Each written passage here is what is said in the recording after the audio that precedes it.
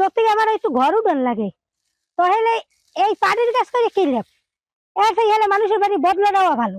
এই কাজের উপরই নির্ভর যা হয় সেই দিয়ে চলা লাগে। মাটির ব্যবসা করি সীমিত, ওতে আমাদের সংসার চালানো কষ্ট হয়। তার জন্য আমরা ওই পাখা প্লাস্টিক বাড়িয়ে এনে ঢাকা দিয়া পাড়ি ওই পাখা বানাই ওই আমরা পাইকারি বেচা কিনা করি। তো ওই পেটের দায় বুঝছেন, আর না করলে তো মুখো পেট বাঁচবে না। এখন তো হেয়ে লেগে ইয়ে করা লাগে। আগে একটু দাম আসছিল, বিদেশে ওই পাটিগুলো চলছে, এখন তো চলে না। পাটি চলে না, শীতল পাটি এখন পাড়ির ব্যবসা ছাড়িয়ে প্লাস্টিকের ব্যবসা করতেছি।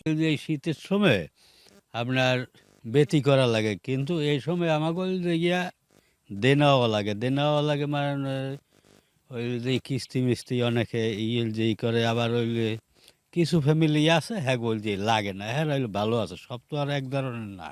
আর এই কাজ করিয়া 200 টাকাও থাকে না।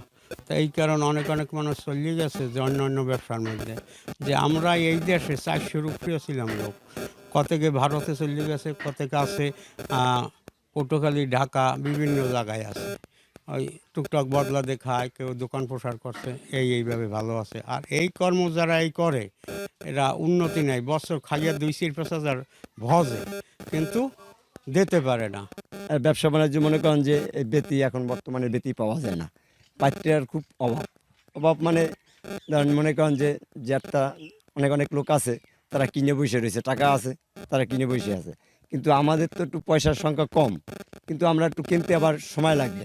কোনরকম সংসার দায়ী চলে, যে জায়গা খামু ওই মাছ ভাত যা খাই, কচুর শাক, ডাল, এই দিন যায় চলিয়া।